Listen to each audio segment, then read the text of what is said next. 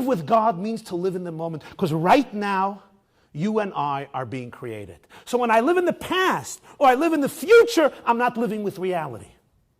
To live with reality means to live in the moment.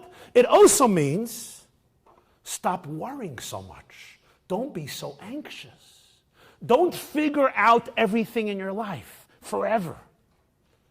Because it's being created every single moment, something from nothing. Imagine somebody gives you a lift and you're holding a suitcase and you hold on to the suitcase and they say, why don't you put down your suitcase? They say, no, it's enough that you're taking me. I don't want to bother you to take my suitcase too. And you tell them, you chacham, you klutz, you're in a car. It doesn't make a difference to me if I carry you and I carry your suitcase. We sometimes live life and we say, oh, you have all these burdens. What's going to be, what's going to be, what's going to be? And we carry these burdens on our shoulders like a washing machine on our shoulders. And God turns to you and says, I don't understand you. I am creating you right now every single moment. How do you think you're breathing? How do you think you're walking? How do you think you're inhaling and exhaling? How do you think your heart is beating? I am right now thinking and speaking that you should exist. So you think I can't deal with your suitcase? Just let go. Give me a suitcase.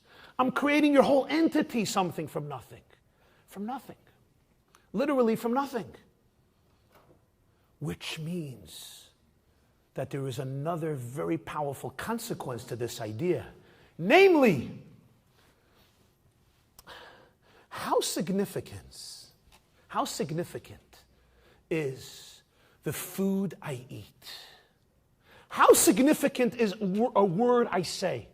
Compare one word that you say or one piece of food that you eat to the largest galaxy in our universe. And you say, this is insignificant. You remember when Ilan Ramon went outer space and they asked him what Earth looks like? They interviewed him. I remember I heard the interview.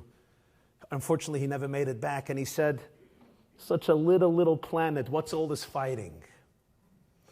Our planet, our Earth, is like a marble. We are like specks of dust. How can you give that significance relative to the galaxies? Hence the Greeks. And the same is true many philosophers today. Human existence can't be that meaningful. But from a Jewish perspective, 1 second, the galaxy doesn't really exist, and I don't really exist. We're nothing. We both exist. Why? Because God wants me to exist, and He wants the galaxy to exist. So from His perspective, we both have the same value and the same significance. And that's why in Judaism, we give equal value to a single act, thought, speech of a person, like we give to the largest planet. But how can you compare? I'm a little mortal nothing. Today I'm here. I don't know what's going to be tomorrow. The answer is, if I'm looking from my own perspective, then everything is nothing. Then the largest galaxy is as nothing as I am. Then the whole universe is nothing. It's all something from nothing. If I'm looking from God's perspective, the fact that anything exists is because God wanted you to exist at this moment right now. And that means it has infinite value and infinite significance. And it means I'm never a victim of the past. I can always recreate myself because creation is happening right now. So, you have to tune into the beat. You got to dance to the music. Live in the present. When you live in the present, you recreate yourself every moment. Every moment has infinite value. Every moment has infinite significance. So finally, in conclusion, how many of you have read Kurt Vonnegut, Breakfast of Champions? He has one scene there, and this scene I want to close with, and I want you to think about. Kurt Vonnegut was a Jew and a strange fellow. Okay, like many of us. In the Breakfast of Champions, he has a novel, but it's not a regular novel. It's a novel about a novel, right? He came up with an idea. He doesn't tell a story. He tells a story, about a novel.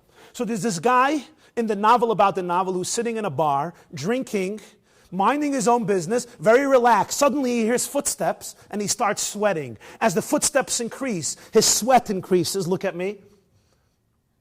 And then this person whose footsteps he heard makes an entrance into the bar.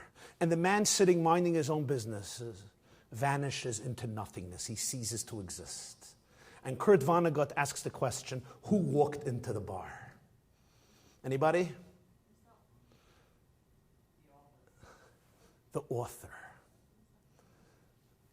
The author walked into the bar. In other words, remember, this is a novel about a novel. So the character in the novel is minding his own business and enjoying himself and feeling good about himself. Then he hears footsteps, he starts sweating.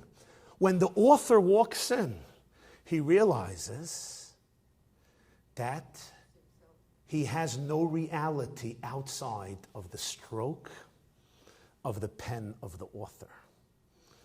So imagine you're writing a novel, and with the stroke of the pen, you're creating characters. You're giving them imagination. You're giving them emotion. You're giving them physical features. But they have no existence outside of your stroke of the pen. But they don't have a consciousness. Imagine you would be able to give your characters in your novel consciousness, and they would actually think they are independent. And then one day you show up. Well, my dear holy friends, this happens to each and every one of us at some point in our life. Sometimes when we're 10, sometimes when we're 20, sometimes when we're 30, sometimes it happens a few moments before the end.